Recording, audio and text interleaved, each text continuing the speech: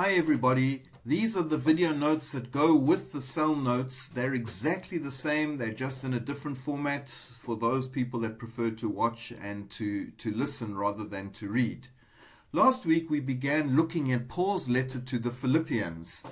Paul was locked down in prison when he wrote this letter, and so the letter is filled with practical advice of how we can live in our circumstances. And so for the next 4 weeks we're going to discover this practical advice and apply it to our lives. If you haven't had an opportunity to look at the overview of Paul's letter to the Philippians, ask your cell leader for the YouTube link and have a look at the Bible Project overview. It is excellent and it'll give you a good understanding of what the book of Philippians is about.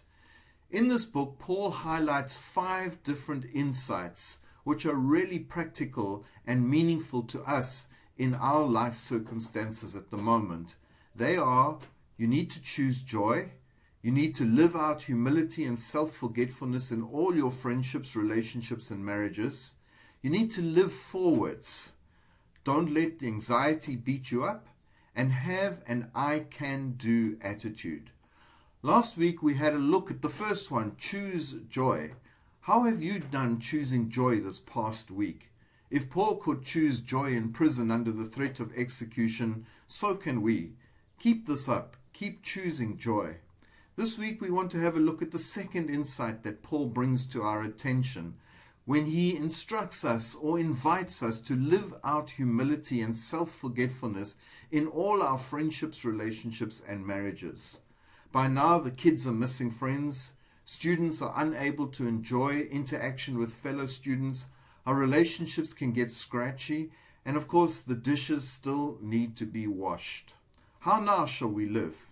Well, here comes one of the most intense verses of the Bible in one of the deepest sections of Paul's writing.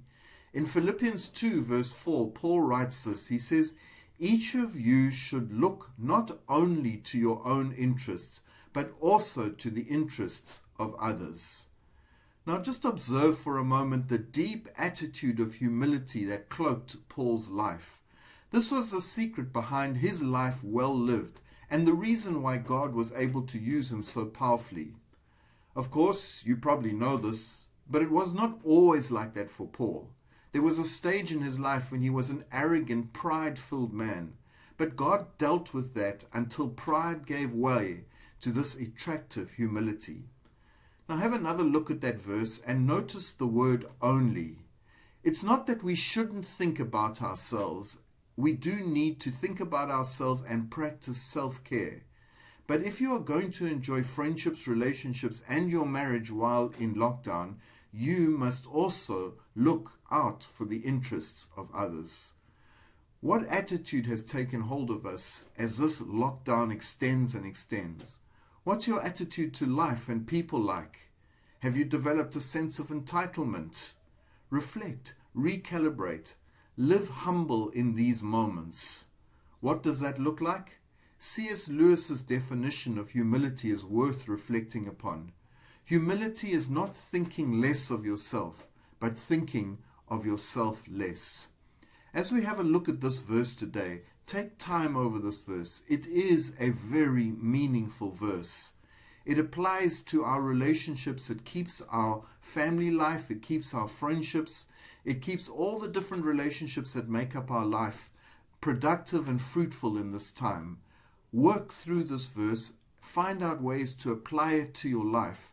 And as you do that, as well as choosing joy, God will grant you His peace and strength in this season of lockdown.